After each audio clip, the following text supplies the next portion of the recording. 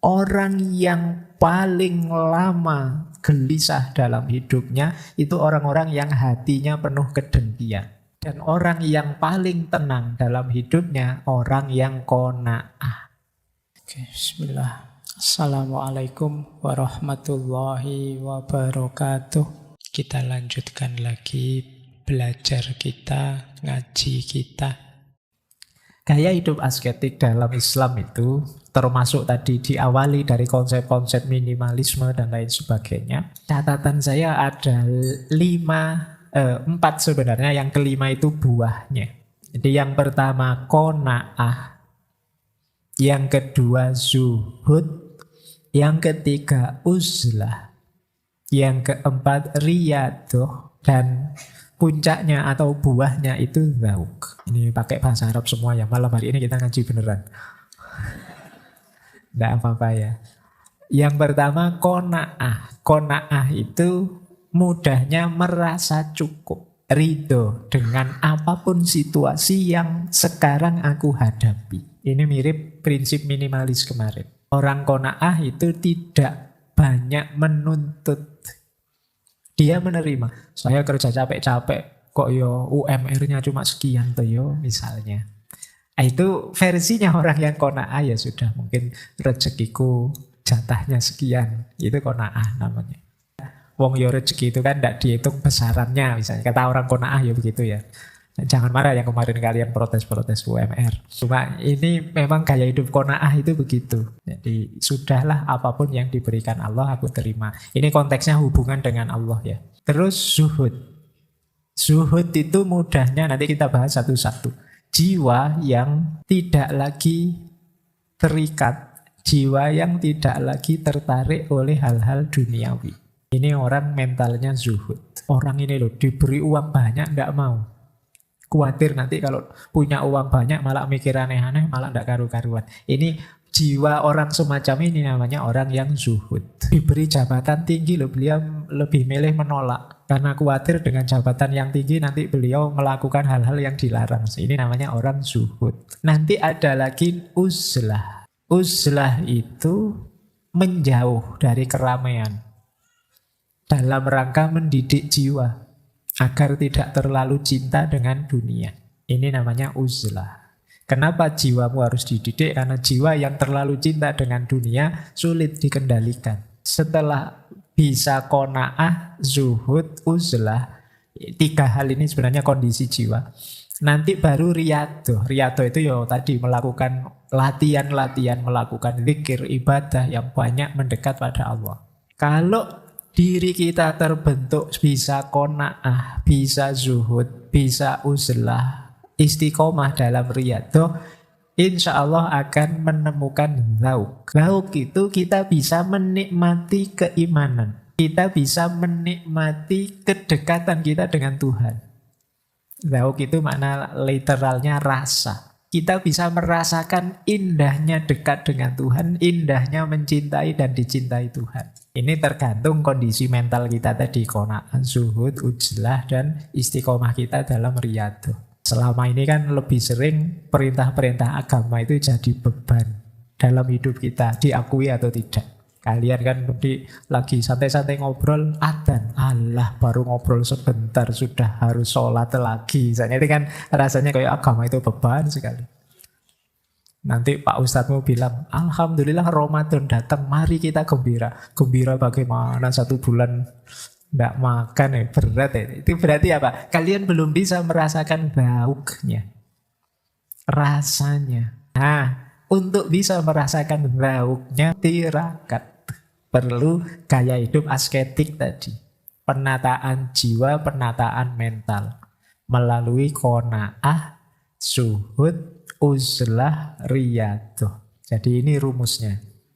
Kan belakangan ini banyak orang mulai ragu, kata agama ini kok sering jadi sumber masalah ya Pak. Ya, sumber masalah sebenarnya manusianya. Cuma kan kamu merasa kok ya porosnya selalu lewat agama. Kemungkinan kita belum bisa menikmati agama. Belum ketemu dzauqnya, belum ketemu rasanya. Kalau bahasanya hadis itu manisnya iman. Kita belum nyampe ke sana. Nah, berarti apa? Bereskan dulu jiwa kita. Termasuk dengan ini semua. Qanaah, zuhud, uzlah, riyadhah, dan seterusnya. Baik, ini nanti kita bahas satu-satu sampai jam 10 sampai kamu ngantuk. Nah, saya bilang kita malam ini ngaji beneran ya. Ayo kita bahas yang pertama, qanaah. Jadi saya bilang tadi, qanaah itu kondisi jiwa yang merasa cukup. Kemarin minggu lalu kita belajar minimalisme. Mungkin sampai hari ini kalian berat menjalankan gaya minimalis itu. Kenapa? Jiwamu belum terbentuk qanaah. Qanaah itu, Pak, saya itu baju 3 sudah cukup kok, Pak. Yang lain-lain bisa saya sedekahkan. Ini tadi kamu qanaah. Saya gaji sekian 1 bulan cukup kok, Pak. Nah, ini namanya qanaah. Itu saya bawa 2 hadis dari Rasulullah. Yang pertama, al-qanaatu kanzun la yafna. Qanaah itu khazanah yang tidak mungkin habis. Kalau jiwamu qanaah, itu hakikatnya kalian saat itu juga jadi orang kaya dan tidak ada habisnya. Jadi kalau ingin kamu nyaman, tidak sibuk, terlalu sibuk mikir dunia, kembangkan jiwa qanaah. Apa saja yang diberikan oleh Allah saya terima. Kondisiku seperti apa saja aku rela. Nah, ini qanaah namanya. Ada hadis yang lain yang bunyinya qad aflaha man aslama ruziko kafafat wa qana'ahullahu bima atahu. Sungguh bahagia orang yang bisa pasrah pada Allah. Jadi kalian kan sering galau, sering gelisah, sering sumpek, sering berbagai masalah. Kalau tips dari Nabi apa? Pasrahkan pada Allah. Apapun itu. Aku kalau sholat kok tidak bisa khusyuk ya. Pasrahkan ya Allah, saya pasrahkan ini loh. Kualitas sholat saya seperti ini. Mohon dimaklumi. Nah, ini pasrah. Lega nanti hatimu sambil ya berusaha diperbaiki. Ya Allah, saya hari ini banyak bohongnya. Mohon terima diriku apa adanya ya Allah. Aku pasrah wes. Nah, ini qad aflaha man aslama. Akan mengurangi banyak beban di hatimu.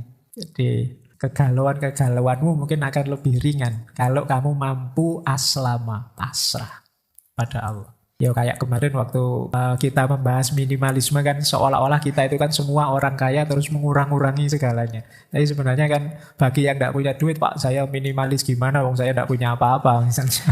Saya sudah otomatis minimal. Maka konsepnya tidak sekedar mengurangi atau hidup sederhana, tapi qanaah. Jadi qanaah itu ya sudah menerima apapun situasi. Ini lebih penting.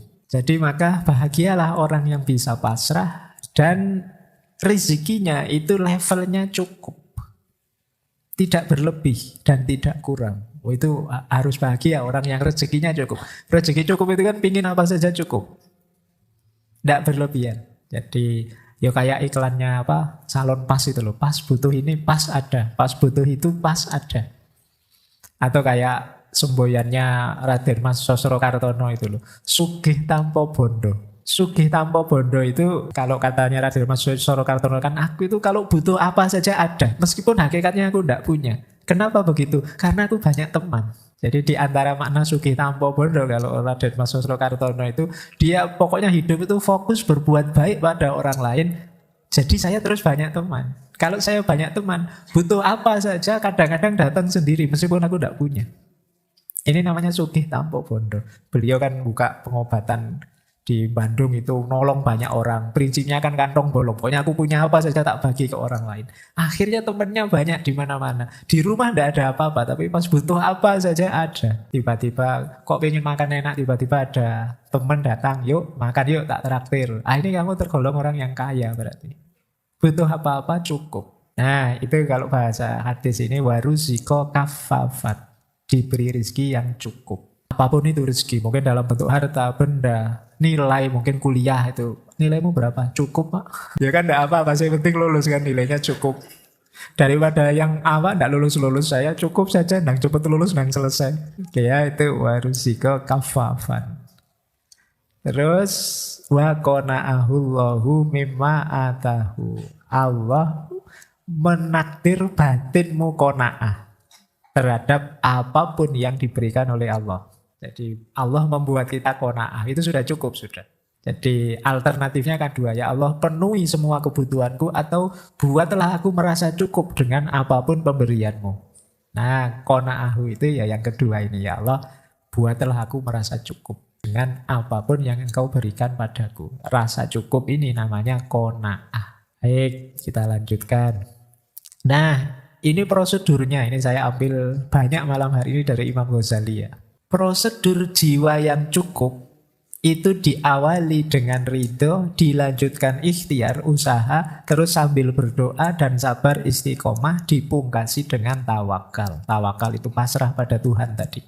Jadi perhatikan proses 5 itu. Yang pertama ridho. Ridho itu kamu menerima kondisimu sekarang apa adanya. Itu namanya ridho. Saya ridho ya Allah, tinggi saya cuma 150. Tidak apa-apa. Atau yang saya ridho ya Allah, tinggi saya banget ya Allah 180. Saya itu kesulitan kalau masuk rumahnya, kos-kosannya teman harus menunduk misalnya. Kita ridhoi apapun pemberiannya Allah. Nah, kalau sudah ya jangan diam saja. Ya kita tetap ikhtiar. Ingin memperoleh apa yang kita butuhkan, usaha. Jadi qanaah bukan berarti pasif, diam saja. Ya diupayakan. Biar tadi nilainya tidak cuma cukup saja jadi naik, jadi baik, ya kan kamu harus belajar. Nah, usaha harus kamu tambah doa biar tidak sombong. Jangan merasa, saya bisa ini Pak, ini tanpa doa saya yakin sukses ini. Tidak. Kita manusia itu tidak ada satupun yang bisa dan berani memastikan bahwa usaha kita pasti buahnya, hasilnya sesuai yang kita inginkan. Jadi hidup ini tidak seeksak itu. Disitulah gunanya doa. Kalau saya sih tenang saja Pak. Saya itu kalau berkaca itu saya tahu saya itu gantengnya luar biasa. Jadi pastilah saya dapat jodoh. Nanti jodoh saya mesti cantik misalnya. Nggak, jangan dikira. Hidup tidak seeksak itu. Tidak sepasti itu. Di situ gunanya doa. Orang tua saya kaya Pak. Tidak khawatir saya kalau masa depan saya. Saya tidak kerja pun sampai 7 turunan aman. Misalnya. Jadi jangan dikira. Tadi saya dapat berita di Lebanon itu baru krisis. Yang orang tidak bisa narik uangnya di bank. Betapa ngerinya kan. Kalian uangnya sebagian besar kan di bank. Orang yang tadi bilang kaya raya sampai 7 turunan uangnya di bank. Begitu negara kacau, krisis, kolaps, uangnya tidak bisa diambil. Ya miskin berjamaah kan akhirnya. Jadi maka ikhtiar harus plus doa. Tidak boleh sombong. Tidak boleh merasa bisa.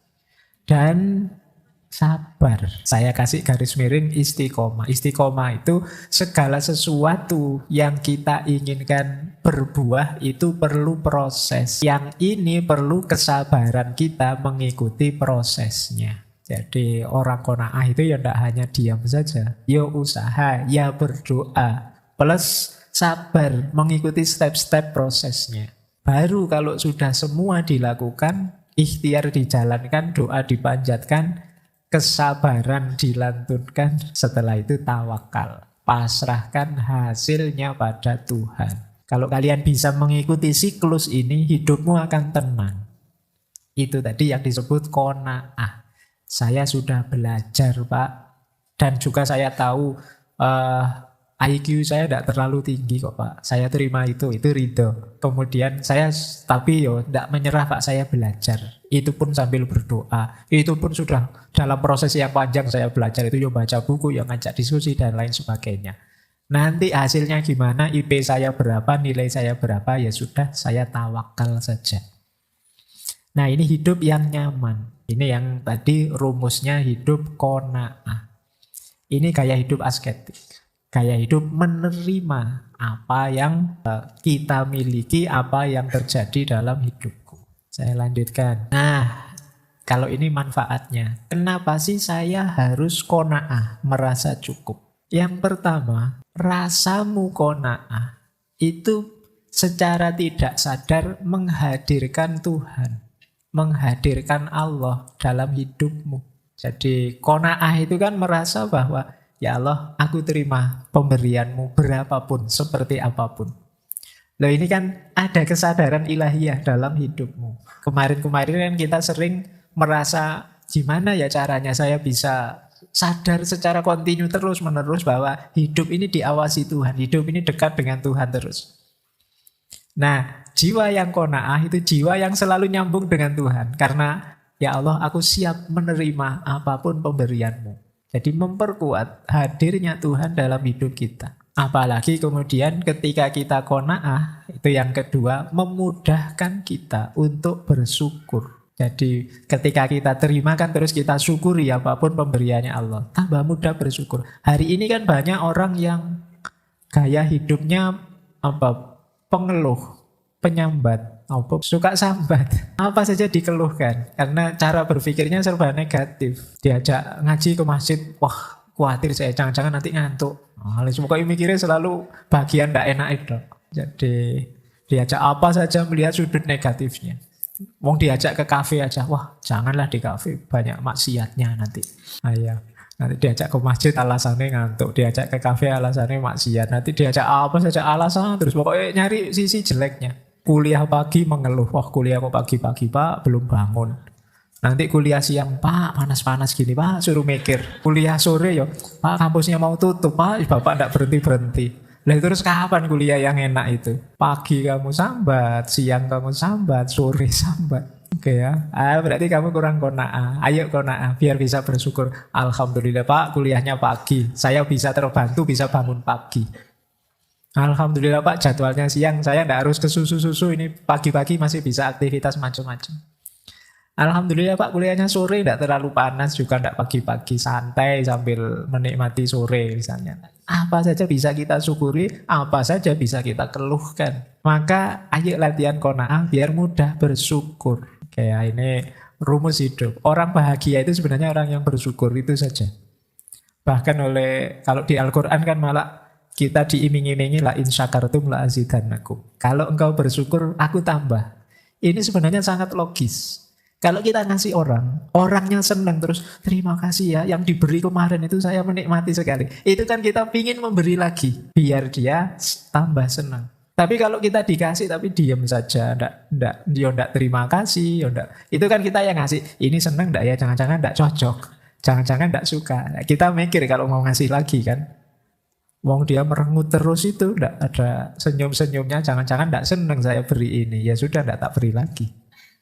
Nah, kalau orang yang bersyukur, senang kan kita melihatnya. Yowis, gampang nanti saya tambah. Berarti kamu senang saya beri ini. Itu kalau bahasa Al-Quran kan tadi, kalau engkau bersyukur aku tambah. Yang ketiga, hidup yang lebih baik, hidup yang lebih enak, hidup yang lebih nyaman. Hayat yang thayyibah. Sering saya bilang, hidup itu kalau ingin bahagia kita harus kenal batas. Nah, qanaah itu melatih kita tidak berlebihan. Dua hal yang sama. Antara mengenali batas dan tidak berlebihan. Kalau sudah ngerti batas, jangan ditabrak. Kalau kalian lampaui batas itu, yang semula membahagiakan bisa menyusahkan. Kalian kuatnya makan 1 piring, tapi berhubung ditraktir temenmu, kamu nekat. Mumpung gratis pak, terus kamu nambah 2 piring. Itu blunder kamu. Kamu anggap piring kedua itu nikmat. Siksaan akhirnya bagimu. Kenapa? Kamu lupa berhenti. Kamu tidak tahu kapan harus merasa cukup. Jadi ini manfaat ketiga dari qanaah. Yang keempat tentu saja melindungi kita dari salah, dari dosa. Kenapa? Yang kita urusi semakin sedikit. Tidak terlalu banyak, tidak terlalu berlebihan. Kemudian memperoleh kekayaan yang hakiki. Kekayaan yang hakiki itu kan rasa cukup tadi. Kalau pakai parameter minimalisme minggu lalu, barang yang kita miliki berguna semua.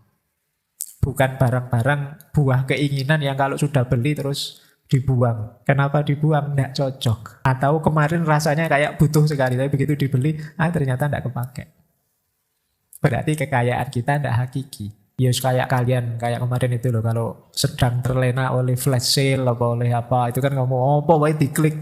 Wah ini mumpung murah pak, lo ya jangan murahnya dulu lah, kamu butuh apa enggak? Ya kan? Oh ini kaosnya 100.000 dapat 6 loh pak, luar biasa. Akhirnya begitu kaosnya datang, wah saya sedekahkan saja pak. Lah iya masalahmu sendiri kemarin serakah gara-gara murah. Oke ya, yuk punya barang-barang kekayaan yang hakiki yang memang kita butuhkan saja. Dan mulia, orang qanaah itu kebalikannya orang tamak. Kita kan tidak nyaman lihat orang tamak. Nah kalau lihat orang qanaah, tidak ambisius, tidak agresif itu kan enak. Dimuliakan di masyarakatnya. Baik, ini manfaatnya qanaah. Ini quotes, sekali-sekali quotesnya bahasa Arab ya. Biar saya tidak diprotes, Pak orang barat terus Pak quotesnya. Ya wis ini orang sana yang pakai bahasa Arab. Imam Ghazali dan Imam Bushairi. Kata Imam Ghazali, wajadtu atwalan nasi humam al-hasud wa ahna'uhum isyan al. Aku dapati orang yang paling lama gelisah dalam hidupnya itu orang-orang yang hatinya penuh kedengkian. Dan orang yang paling tenang dalam hidupnya orang yang qanaah. Ini kata Imam Ghazali ya. Maka kalau teman-teman ingin lebih tenang, bersihkanlah batinmu dari rasa dengki pada siapapun. Hidupmu akan lebih lama tenang. Orang yang sumpek terus-terusan itu orang yang dengki. Karena dia dikejar-kejar kedengkiannya, ingin mencari jeleknya orang yang dia dengki. Nah itu hidupmu lebih tidak tenang. Kalau ingin tenang apa? Qanaah. Ada lagi qaul dari Imam Bushairi. Man taba'at ainahu ma fi aidin nasi tola khasnuhu. Barang siapa yang mengikuti pandangan matanya, ngelirik-ngelirik, melihat-lihat yang dimiliki orang-orang di sekelilingnya, dia akan panjang sedihnya.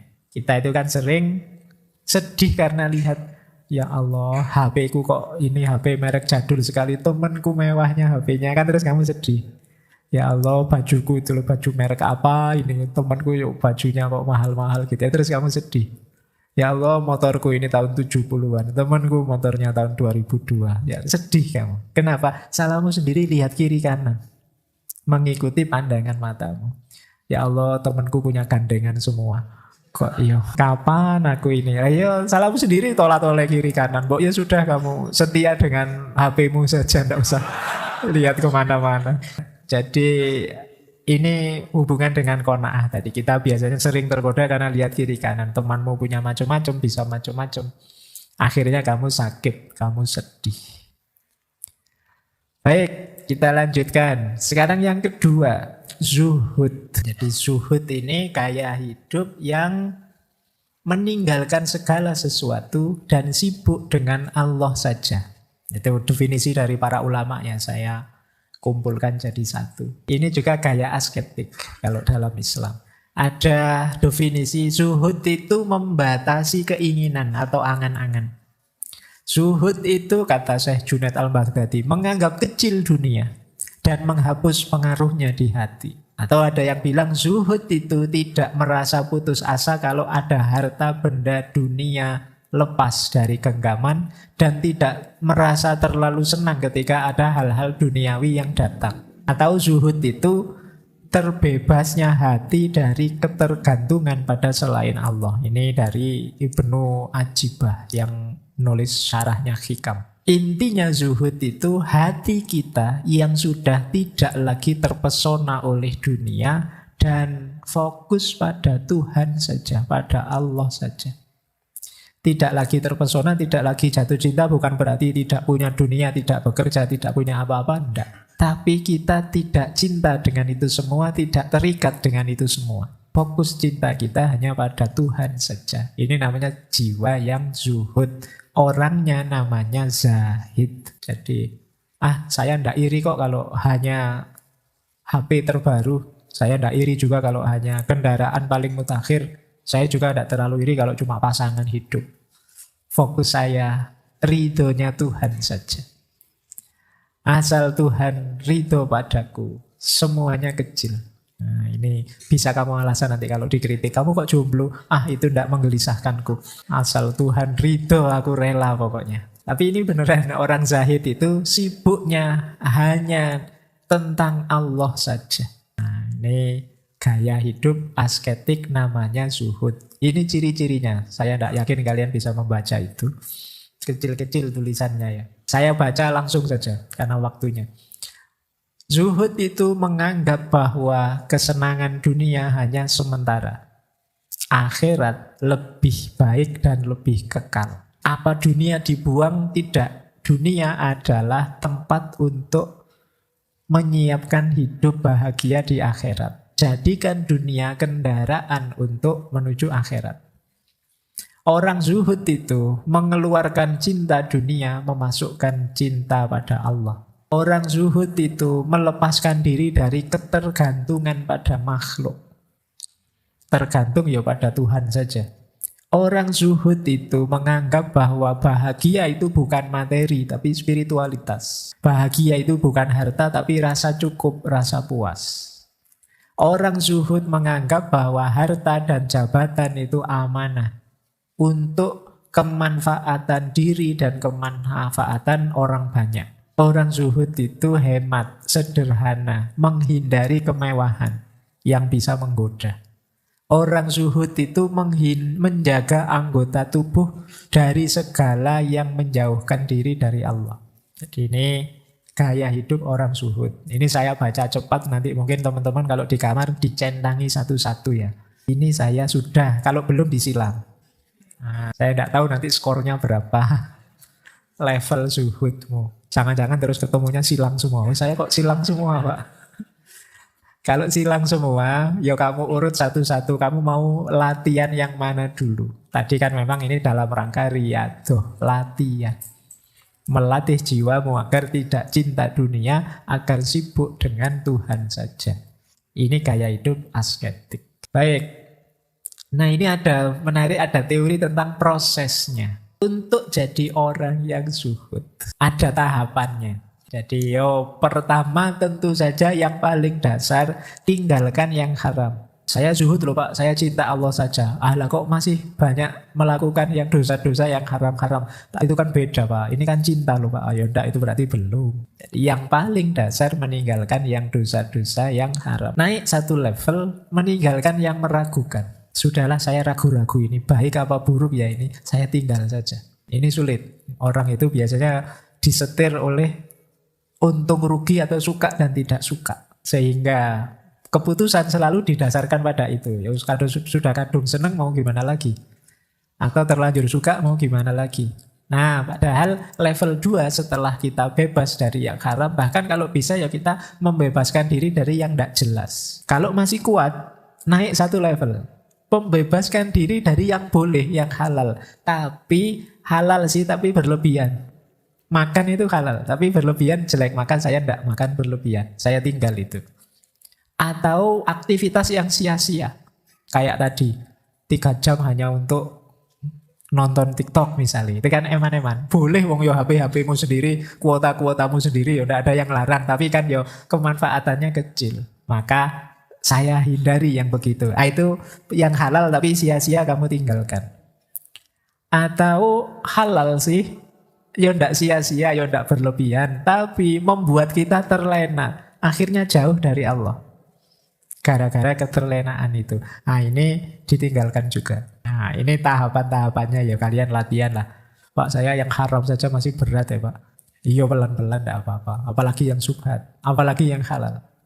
Ayo latihan satu tahap demi satu tahap sampai puncaknya hanya tersisa Allah saja.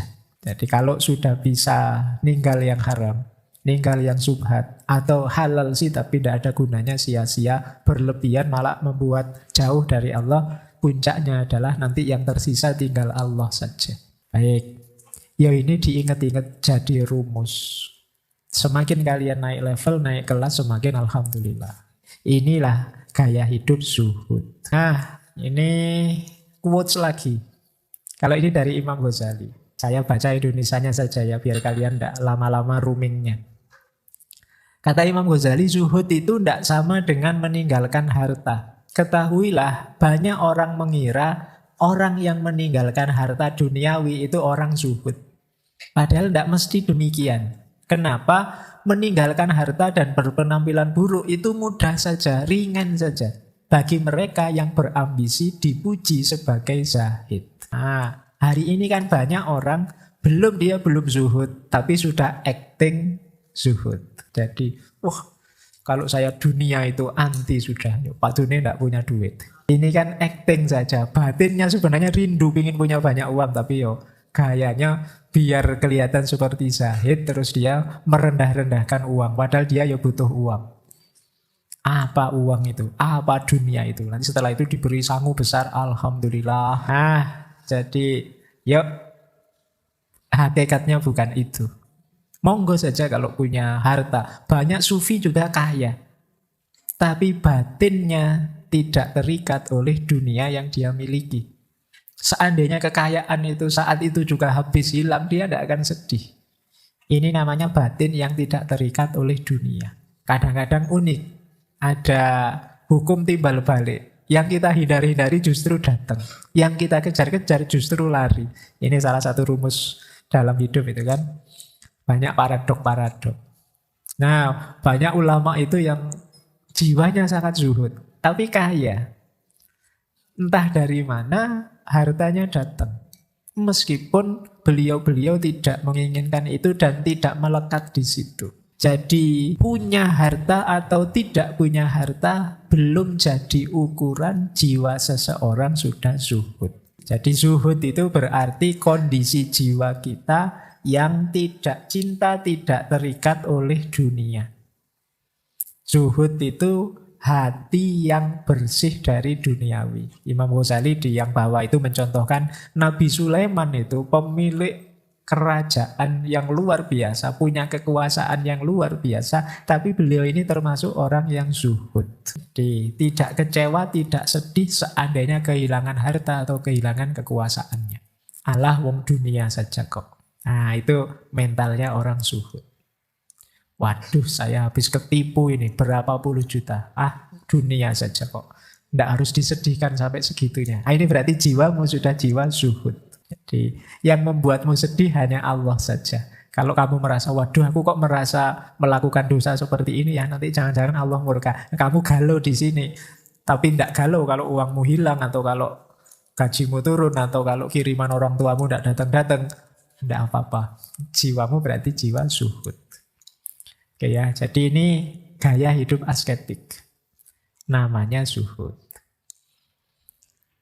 Nah, terus ada lagi uzlah. Uzlah ini lebih ekstrim daripada zuhud. Karena dalam uzlah itu tidak sekedar hatinya, tapi tubuhnya juga menghindar dari keramaian. Jadi uzlah itu dari kata-kata azala yakzilu, iktazala yaktazilu.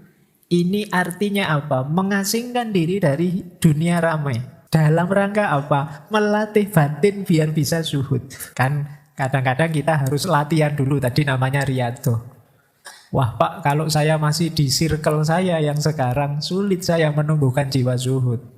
Pingin zuhud tiba-tiba diajak ngafe. Pingin zuhud tiba-tiba diajak touring, healing. Tiba-tiba diajak, wah kapan saya zuhudnya ini Pak. Nah, bisa ambil strategi riyadhah dengan cara uzlah. Menjauh dulu deh dari keramaian. Nanti kalau batinnya sudah kuat, tidak mudah tergoda, turun lagi. Nah, ini sebenarnya salah satu laku dalam tasawuf. Namanya uzlah. Para ulama dulu ya banyak yang melakukan uzlah dalam rangka menjaga diri biar tidak mudah tergoda. Menjauh dari keramaian, menenggelamkan diri biar tidak kelihatan dulu. Dalam rangka apa? Latihan. Kalau kita hari ini kan takut, kemarin kan ada FOMO, takut dianggap tidak ada. Sehingga kalian pokoknya pingin tampil terus, pingin kelihatan terus. Waduh Pak, channel YouTube saya sudah seminggu ini tidak ada isinya, harus bikin konten ini. Pokoknya kamu pingin tampil terus. Kamu lupa logika tadi, logika riyadhah tadi. Mending kamu puasa dulu, jangan tampil. Nanti kalau sudah hebat, baru bikin konten yang luar biasa. Daripada memaksa tampil terus tapi tidak berkualitas. Nah, ini logiknya FOMO kan, yang sering dipakai kemarin. Nah, uzlah melatih yang sebaliknya. Jauhkan dirimu. Lakukan riyadhah dulu. Mendekat dulu pada Allah. Baik. Nah, ini ada beberapa. Ini saya ambil dari kitabnya Imam Ghazali ya. Ihya Ulumuddin. Ini salah satu hadis yang Rasulullah Nabi Muhammad menyarankan kita di situasi tertentu menjauh. Jangan terlalu terlibat.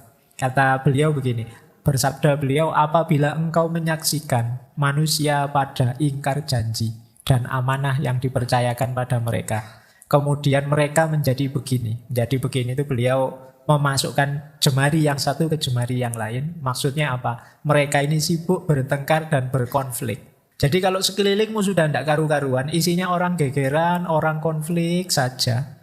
Para sahabat terus tanya, lalu apa yang harus kami lakukan wahai Rasulullah?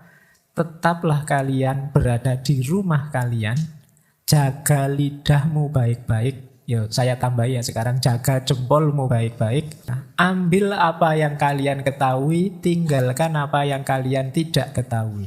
Karena itu tetap sibuklah dengan urusan kalian sendiri dan tinggalkan urusan orang banyak. Biar kamu tidak terpengaruh. Nah, ini dimaknai yo. Ada momen ketika kalian mundurlah. Jangan terlalu terlibat. Situasinya tidak kondusif. Isinya orang gegeran, orang berselisih. Kalau kamu masuk, pasti kamu terlibat perselisihan itu entah di posisi yang mana. Mundur sebentar. Apa sama sekali kemudian tidak peduli? Ya enggak. Kalau memang ada yang jelas baik, kalian ambil. Yang meragukan, yang tidak jelas, yang kalian tidak ngerti apa-apa, singkirkan semua. Nah, ini petunjuk dari Nabi. Ini juga dipakai untuk memahami uzlah. Atau ini kata-kata Umar bin Khattab, kesendirian lebih baik daripada sahabat yang buruk perilakunya. Punya teman sakos itu kok kurang ajar semua. Yo wis lah. Nggak apa-apa kamu milih. Aku tak menyendiri sebentar, menjauh sebentar. Ini ada kalimat dari Ibnu Somad. Ini masih saya ambil dari Ihya. Manusia itu ibarat obat yang dengan mereka kita bisa menyembuhkan beberapa penyakit. Kita ini kan makhluk sosial, butuh orang lain. Tapi hari ini banyak manusia yang justru jadi penyakit dan sulit mencari penawarnya. Oleh karena itu kata saya Ibnu Somad, larilah dari manusia banyak sebagaimana kalian lari dari singa. Waduh, sebelum aku diajak maki-maki ini tak minggir saja, lari saja. Wah, sebelum aku diajak berkonflik yang tidak jelas ini, tak pergi saja, minggir saja. Waduh, sudah nyinggung-nyinggung cebong dan apa? Aku tak mikir saja, itu sudah tidak produktif mesti diskusinya. Boleh, karena kamu menganggap tidak kondusif situasinya sudah. Uzlahlah, jernihkan dirimu. Karena kalau kamu terlalu terlibat di dalam, biasanya sulit jernih. Kalian ngerti sesuatu secara nyata itu kan kalau ambil jarak sebentar, ambil jarak sedikit. Kalian tidak akan tahu kalau tembok ini warnanya hijau, kalau wajahmu nempel di tembok. Nempel jadi satu nih. Kan tidak jelas ini hijau apa putih kan tidak jelas. Orang itu kelihatan ganteng apa cakep itu kan kalau ada jarak sedikit. Oh ya kamu ganteng. Tapi kalau wajahnya nempel itu ganteng dan tidak ganteng tidak masalah. Tidak ada bedanya. Wong yo tidak jelas karena nempel. Maka ambil jarak untuk bisa berpikir jernih. Nah, itu antara lain dengan uzlah. Oke, ini ngaji beneran kalau ini tidak apa ya. Ini saya ambil dari kitab Hikam. Syekh Ibnu Athaillah As-Sakandari ini memang bagian tentang uzlah. Maknanya dalam, cuma saya bawa Arabnya saja, belum sempat menerjemahkan. Jadi ini masyhur sebenarnya. Yang pertama ya, nanti saya artikan pelan-pelan. Idfan, kuburlah dirimu di bumi kesamaran. Humul itu ketidakterlihatan. Ini maksudnya uzlah. Humul itu tertutupi sehingga tidak terlihat. Ini mungkin yang diserap dalam bahasa Jawa jadi kemul. Kalau kamu pakai kemul kan tidak kelihatan. Jadi idfan wujudaka fi ardil humul. Kuburlah dirimu secara tersembunyi. Kenapa? Karena sesuatu yang tumbuh dari biji yang tidak ditanam dalam itu tumbuhnya juga tidak sempurna. Biji itu kalau ingin tumbuhnya bagus, ya kamu tanam yang proper, yang dalam. Jangan sekedar kamu sebar di atas tanah. Berarti apa? Dia harus disembunyikan dulu. Baru dia bisa tumbuh jadi tanaman yang bermanfaat. Kalau tidak kamu tanam, kalau tidak kamu sembunyikan dulu, ya dia tidak akan muncul sebagai tanaman buah yang bermanfaat. Itu yang dimaksud idfan wujudaka fi ardil humul. Jadi jangan takut-takut kamu mengambil waktu, mengambil jeda untuk menjernihkan diri untuk uzlah. Para ulama juga dulu banyak yang melakukan itu. Nabi Muhammad itu ya sebelum diangkat jadi nabi ya kan beliau uzlah ke Gua Hira. Nanti di Al-Quran juga banyak cerita. Nabi Ibrahim itu ketika beliau sedang panas-panasnya dengan umatnya ya uzlah ke gua, uzlah menjauh dari umatnya. Jadi banyak cerita-cerita tentang uzlah ini. Kalau memang zaman menurutmu sudah sulit diperbaiki, bahkan nanti kamu bisa terpengaruh, tidak ada salahnya kamu milih opsi uzlah dulu. Biar jernih pikiran. Pak, nanti ketinggalan zaman, tidak apa-apa. Nanti kamu bikin zaman sendiri. Nah, oke, lanjutannya ya. Tidak ada yang lebih bermanfaat untuk hati kita sesuatu sebagaimana uzlah. Yadkhulu biha maidana fikrotin, yang kita masuk ke sana menuju medan kontemplasi, medan refleksi. Filsafat kan sering menyarankan ayo kontemplasi, ayo tafakur, ayo refleksi. Ini mungkin kita lakukan kalau kita menjauh melakukan uzlah. Kalau terlibat terus ya kita tidak sempat mikir, tidak sempat tafakur. Ayo nyari momen sendiri. Nah, kalau bahasa lainnya kan itu. Nyari momen sendiri itu dalam rangka apa? Berpikir, merenungi hidup kita, tafakur, kontemplasi. Jadi itu antara lain gunanya uzlah. Bukan kan banyak quote-quote itu, carilah momen sendiri. Tapi momen sendiri itu tidak sekedar untuk kamu bisa YouTubean sendiri, TikTokan sendiri, WA-an sendiri. Enggak. Maksudnya untuk tafakur, kontemplasi. Nah, terakhir ini dari Syekh Ibnu Athaillah. Kaifa yusriku suwarul akwani muntobiatun fi mir'ati. Kolbu kita, hati kita bisa mendapat cahaya dari Tuhan. Wong di dalamnya sudah penuh dengan gambar-gambar. Gambar-gambar realitas. Suwarul akwani muntobiatun, terpatri fi mir'atihi, di cerminnya. Kenapa kita sulit menangkap cahayanya Allah? Kita terlalu sibuk dengan urusan dunia, hati kita penuh dengan hal-hal duniawi.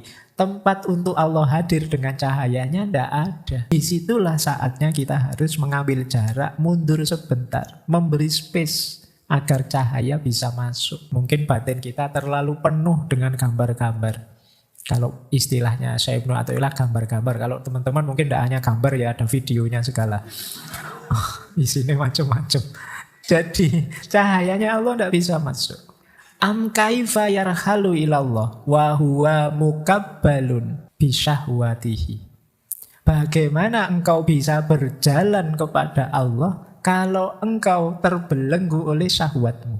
Bagaimana dia bisa berjalan pada Allah sementara dia terbelenggu oleh syahwatnya? Nah, ini juga nasihat untuk yang hidup asketik. Yuk melepaskan diri dari belenggu syahwat. Kita akan sulit maju ke depan kalau dibelenggu oleh syahwat. Am kaifa yatma'u ayyadkhula hadratallah wa huwa lam yatatohhar min janabati waflatihi. Bagaimana dia bisa mengharapkan masuk ke hadirat Allah, dekat dengan Allah, sementara dia belum membersihkan diri dari kelalaiannya. Janabati waflah, ini janabah, kayak orang junub. Orang lalai tapi tidak sadar-sadar. Gimana bisa dekat dengan Allah? Kamu itu lalai dan tidak sadar-sadar. Yang terakhir, am kaifa yarju ayyafhama daqaiqal asror wa huwa lam yatub min hafwatihi. Bagaimana engkau menghendaki bisa paham hal-hal rahasia yang halus, yang tidak kelihatan, sementara engkau tidak tobat dari kesalahanmu. Kita itu kan banyak sekali melakukan dosa yang berulang. Kita tahu itu dosa dan setiap kali melakukan mungkin kita sesali, tapi besok diulang lagi. Nah, ini namanya lam yatub min hafwatihi. Loh, kalau belum bisa berhenti melakukan dosa yang disengaja, bagaimana engkau bisa masuk ke ilmu-ilmu rahasia yang lebih dalam? Nah, ini salah satu bab bagian di kitab Hikam. Hikmah yang ke-11, 12, 13 mengajarkan kita untuk uzlah. Tujuannya apa? Menjernihkan diri. Dari yang pertama tadi ya, gambar-gambar duniawi. Yang kedua, dari belenggu syahwat. Yang ketiga, dari kelalaian, hal-hal yang melalaikan kita. Entah apa itu, apa gadget, apa musik, apa film, apa apapun itu. Kok ternyata membuat kita lalai pada Allah. Ayo kita bersihkan diri dari itu. Dan yang keempat, dari kesalahan-kesalahan. Nah, itulah gunanya kita uzlah. menjauh sebentar. Kamu boleh menyebut ini momen me time atau momen sendiri, boleh lah. Pakai istilah yang lebih keren juga boleh. Yang penting kamu lakukan itu. Ini untuk ngerem kesombongan kita. Ini untuk ngerem rasa penting kita. Untuk ngerem segala yang kita lakukan yang tidak ada gunanya, yang sia-sia, yang dosa, yang syahwat, dan lain sebagainya.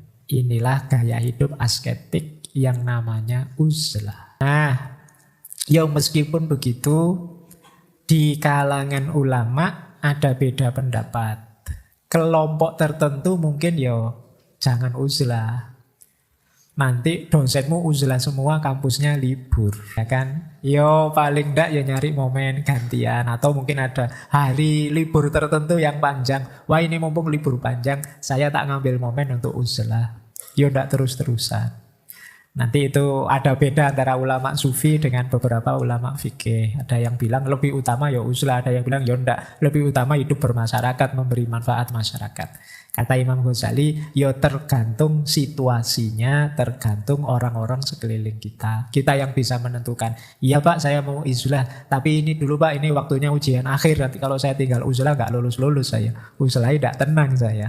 Itu kamu lihat situasi ya. Meskipun uzlah itu penting, kalian cari momen yang pas, yang tepat. Terakhir, ini nggak terasa waktunya, tinggal 5 menit. Ini keutamaan uzlah. Dengan uzlah yang pertama kita punya kesempatan untuk memperbanyak ibadah mendekat pada Allah. Ini keuntungan pertama. Keuntungan kedua, kita paling tidak saat uzlah bebas dari dosa kemasyarakatan. Apa contohnya? Gibah, kan? Kalau kan kamu punya uzlah kan hasratmu untuk gosip kan paling tidak direm sementara. Mau gosip ini gatel aku, tapi sama siapa wong sedang uzlah. Paling tidak yang ini kan aman. Ghibah aman. Kemudian amar ma'ruf nahi mungkar. Wah, saya ini kan harusnya amar ma'ruf nahi mungkar ini, tapi wong ini sedang menjauh dari keramaian, sementara safe. Meskipun tidak amar ma'ruf nahi mungkar ya tidak apa-apa. Riya juga aman. Kamu kan tidak perlu pamer sama siapa-siapa, kan wong sedang sendirian. Kemudian mengumpat, memfitnah, arep misui sopo. Tidak ada orang lain. Kecuali yang memang kan ada yang teman yang terbiasa misuh, sama dirinya sendiri juga misuh. Salah-salahi dewe misuh-misuh dewe. Mungkin ada yang begitu. Ayo latihan ya. Ini banyak dosa-dosa yang otomatis tidak mungkin jalan kalau kita sedang uzlah. Kemudian membebaskan kita dari pertengkaran, perselisihan, atau percakapan yang tidak ada gunanya, yang sia-sia. Jadi uzlah menyelamatkan kita paling tidak dari ini. Termasuk basa-basi yang tidak perlu, tidak penting, yang kadang membuat kita capek. Kalau ada orang kan kadang kita senyum, tapi begitu orangnya lewat, capek misalnya. Kita kan sudah tidak butuh itu lagi kalau sedang uzlah. Jadi ini aman paling tidak kan. Jadi dosa-dosa, kesalahan-kesalahan kemasyarakatan paling tidak libur sebentar saat kita uzlah. Meskipun uzlah ini kita pakai momen latihan, memperkuat diri. Sehingga nanti kita balik lagi jadi orang yang lebih berkualitas. Kemudian menyelamatkan diri dari gangguan atau cercaan orang lain. Orang juga tidak bisa menjangkau kita tidak bisa menjangkau mereka. Kemudian putusnya harapan orang banyak atas kita dan harapan kita atas orang banyak. Ketika kita uzlah kan kita tidak berharap sudah pada banyak orang, wong kita sendirian. Orang banyak juga tidak bisa menemui kita, wong kita sedang uzlah. Tidak bisa saling memanfaatkan, tidak bisa saling melakukan kejelekan, tidak bisa saling mencela, melihat dengan buruk. Pokoknya tidak bisa, wong kita sedang menjauh. Ini keuntungan. Kita kan kemudian tidak harus capek, itu kata selanjutnya. Karena mustahil mendapat kerelaan orang banyak dan memuaskan semua orang. Kita kan kalau dalam situasi normal kan pingin semua seneng. Kita ingin menyenangkan semua orang, itu kan capek. Memuaskan semua orang, itu kan capek. Maka putusnya harapan kita pada orang banyak dan harapan orang banyak pada kita. Nah, yang terakhir ini mungkin level kita. Kalau ini orangnya bodoh kayak kita selamat dari membodohi orang lain atau menyusahkan diri kita sendiri karena kebodohan kita. Jadi orang lain aman dari kebodohan kita dan keburukan kita. Minimalkan itu. Jangan dikira waktu kita uzlah terus kamu membayangkan, wah teman-temanku ini mesti merasa kehilangan. Siapa tahu mereka bersyukur, alhamdulillah sekarang punya teman yang satu yang biasanya ngerepoti ini sedang uzlah, bebas kita sementara. Nah, ya paling tidak kan dapat itu temanmu. Jadi kamu dapat pahala dari temanmu yang bahagia. Meskipun kamu pontang-panting uzlahnya, tapi ya lumayan lah, membahagiakan orang kan pahala. Jadi ini keutamaan uzlah, bagian dari hidup asketik.